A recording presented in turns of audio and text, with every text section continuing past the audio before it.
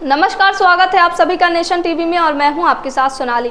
मध्य प्रदेश के मऊगंज जिले से आई ये तस्वीरें सोचने पर मजबूर कर देती हैं कि एक युवा किसान खेत में फसलों पर खाद डालने नहीं बल्कि खाली तगाड़ी से सिर्फ हाथ हिला रहा है। किसान बार बार राम राम का नाम लेता है और मानो भगवान से गुहार लगा रहा हो कि उसकी फसलें बिना खाद के ही लहलहा उठे। असल में इलाके में कई दिनों से खाद की किल्लत बनी हुई है।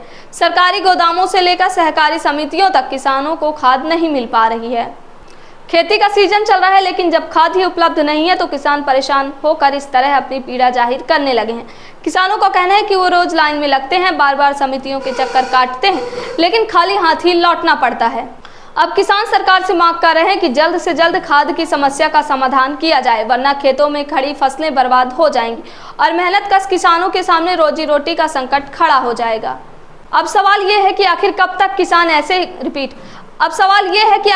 किसानों को ऐसे ही ठगा जाएगा। क्या सरकार किसानों के सुनने के लिए सिर्फ चुनावी मौसम का इंतजार कर रही है, या फिर प्रशासन की लापरवाही का खामियाजा हमेशा की तरह किसान को ही भुगतना पड़ेगा।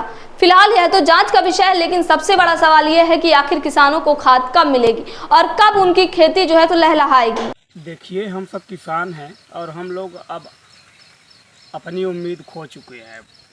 नष्ट होती हुई फसलों को नहीं देख सकते, इसीलिए आखिरी समय में राम नाम का छिड़काव करके भगवान भोलेनाथ से अच्छी फसल की कामना करते हैं।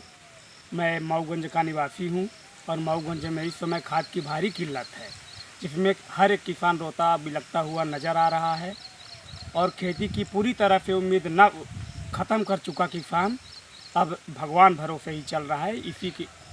इसी तारकम में आज हम भी तगाड़ी लेकर खाली तगाड़ी में राम नाम का छिड़काव करके भगवान भोलेनाथ से अच्छी फसल की कामना किए हैं।